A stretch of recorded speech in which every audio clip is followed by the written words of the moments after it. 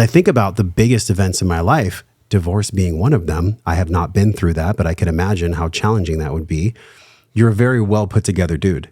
And so I'm looking to get under the collar a little bit. I want to feel maybe more essence of you on this pod than maybe you've ever shared. Not to put you on the spot, but here we go. Let's give it a shot. When you were going through the divorce with Mikaila Peterson, that took you to a place where you had to choose, right? You probably experienced an incredible amount of fear. What was that like, divorcing Mikaila?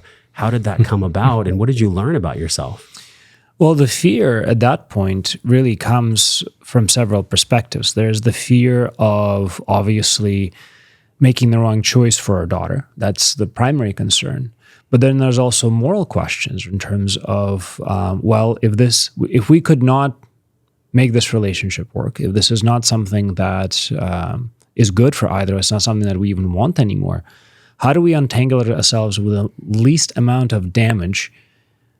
And how do we do this in a way that allows us to process all of these different complicated emotions, right? Separating hurts, losing people hurts, having people turn on each other hurts, right? And unfortunately, as something of that scale plays out, there are so many factors, it's impossible not to be scared. And at least if it's not, maybe if it's not impossible, at least it was impossible for me, right? It took me several years to process everything that properly happened, to work through the experiences, to let go of the conversations, to let go of the hopes and dreams you people built together, and then realize that there's an alternative reality and that there's an alternative identity to be built. In many ways, when I left that relationship, I had to leave a lot of myself behind because of how much I applied into it. I can't speak for Mikaila, so I'm not going to, but for me, it was also the fear of saying I have ended myself up in a place where I don't even know my own identity because of how attached I got and how much time I spent with the Peterson family, for instance. Because I spent a lot of time with Jordan Peterson while he was sick, traveled extensively with him. I went to Russia. I brought him to Serbia. I've tended to scare for many, many hours a day in Canada. And that's a personal connection. Plus, he's a cool guy. I like him. Yeah. It's quite interesting. So losing the people behind it, losing the relationship was a challenge because I'm so attached to this idea that we could have this type of connection. But, losing family is tough. And then it was a reinvention, a reflection on myself and saying, well, what do I want to keep and what do I want to discard? And the discarding part was difficult, right? It's very hard to let go and eliminate parts of ourselves that are present. And they knock on your door, right? They say, I am here and I'm real and I exist. And if you say, no, you're not, you're just creating problems for yourself. You're creating tension in yourself. What you must do is you must say, you know what, I release you, I'll let you go. You can hang out with me for the next, many years if you wish, this other side of me, this other section, section of my psyche.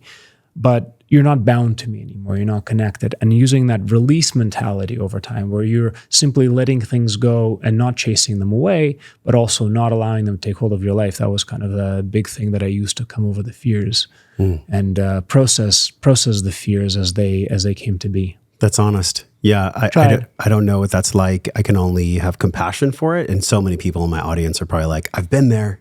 I've been divorced myself. There is mystery of God. God and God's self is all mystery. I don't think we can ever really understand God. I think we can know God, but I don't think we can understand exactly verbatim what God is. God connected you both. Creator brought you together. So you met when you were in the middle of the divorce process. And do you remember how you even found Adam? Oh, that's so funny. It's so funny. So did you do a Google search? No. Mikaila has a podcast, and we worked on that podcast together. At one point, I was kind of helping her organize some of the details and whatnot.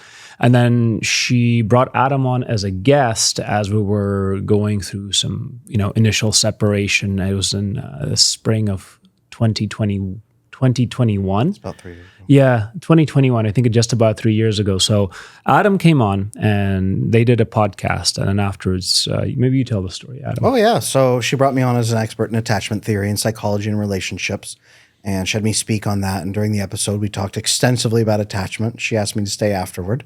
And she said, hey, I'd really like to learn a lot more about this. Do you offer coaching? Do you offer trainings? I said, yeah, I could do that. Which then the conversation shifted. Well, this relationship we're in, it's not so great. Maybe we could do something as a couple. And then it kind of gradually more shifted toward just working just with Andrey. And so why did it graduate to just Andrey?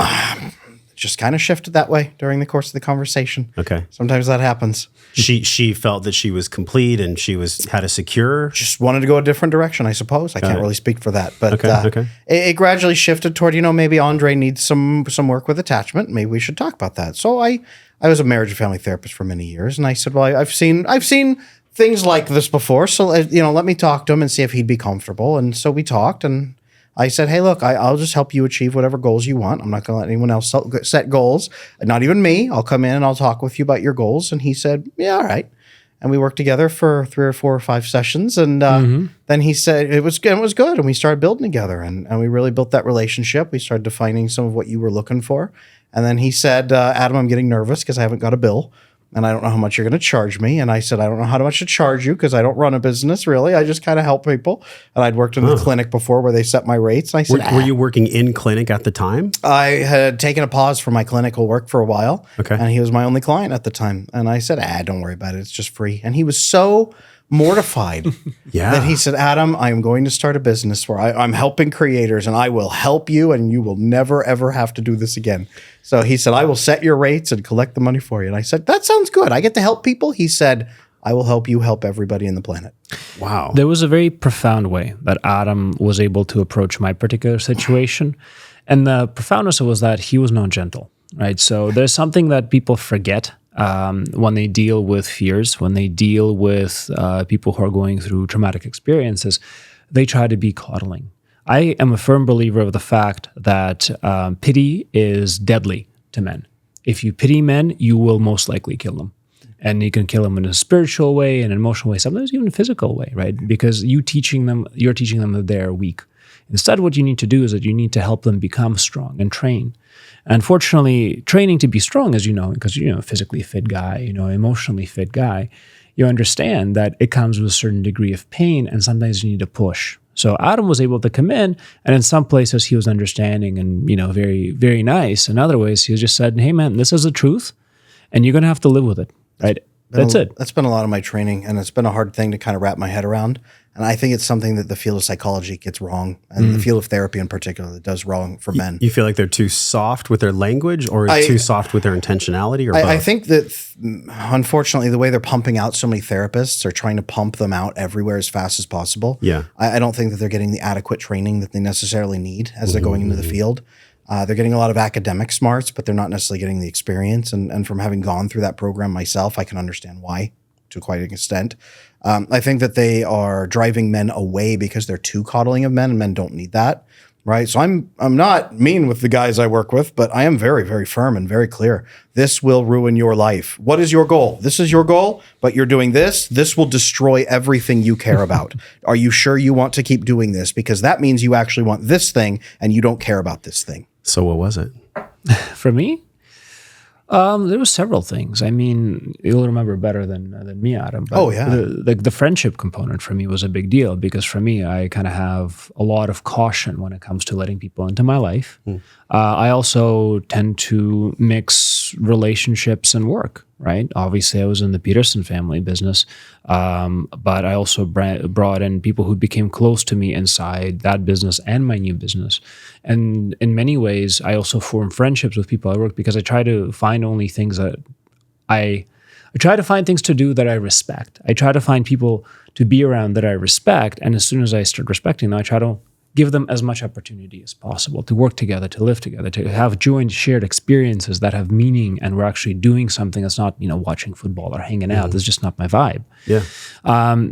But unfortunately, that creates a barrier in the relationship, a responsibility. And responsibility is something I enjoy, but it's also something that can become very problematic. So forming genuine attachments, forming a dependent connection was a challenge. So one of the things that I actually fixed working with Adam at the very beginning was this relationship I had with my close friends, to actually give them the opportunity to have a place of significance, something that really mattered in their life. And that actually allowed me over time to enable my daughter to have this type of relationship, which is truly a foundational relationship, to start formulating after many, many years, relationships with Annalise, right, with my girlfriend in that way, right? So that is actually a human to human connection, not an object-to-object connection. An object-to-object meaning things we have purpose and responsibility, but then we also have constraint and a lack of the priority of the soul. So the constraint was missing beforehand. You worked with Adam. Well, I can speak to that. So what I saw when you walked into me was that you hadn't fully examined yourself prior to getting married, and you didn't really know yourself, so it was impossible for you to compatibility test. And then as you started really facing those challenges and those questions, the compatibility was just so off that to you it was really like this is the worst possible match. Not like, two bad people or anything like that, but it was just such a massive incompatibility once you really defined yourself. That to you, I remember the moment where you said like, "This is not going to work, is it?" And I said, "Well, if you are feeling pulled into becoming this person that you feel that you are, if you need to be this person, then do you see a way for you to maintain this relationship the way that it currently is?" And you said, "No, I don't see one." And I said, "Okay, then that's the truth. That's the reality you're living in. Yeah. Now let's adapt to it if that's what you're feeling." yeah, and this is what I like what you said earlier, Josh. And you said, hey, I reserve the right to change my mind at any point. But the reason why is because we're always getting closer and closer to the infinite but desired understanding of the truth, our true selves, right? Whatever that entity that is our soul, and it wants to express itself earnestly. That's what we're always trying to do. I very much look at my life as if it was a fractal equation. The more you delve into it, the more finitely calculated, the better it repeats its own patterns, the more it grows. That's the way I feel when it comes to my own personal experiences. So, in the experience of the divorce, I did my best going into it, knew what I knew, and by the time that I worked with Adam, I got so much understanding and clarity of that I said, you know what? I can no longer do so earnestly. I can no longer be here earnestly without sacrificing the truth. And you said repeating patterns. What was fascinating was after I helped him sort through himself and then he made his decisions in his life, he turned around and did the same for me now as a content creator. He pulled me out of the clinical work and clinical ideas and everything. He pulled me out of there and said, all right, now we're going to build you into a guy who helps people. And I said, how the heck do I do that? Yeah. And who am I going to be? Totally different skill set. Who do I have to be? And he said, Adam, someday you will be on a podcast set with people off camera watching, and you'll be doing this and speaking. And I said, no way. That's weird. I'm not going to do that. And he had to then help me become the person I needed to be next. It was a full reciprocal circle. Hey, if you loved that clip you just saw, watch the full video. That clip was just a taste, just a piece, the tip of the freaking iceberg of what you just witnessed and what you just felt.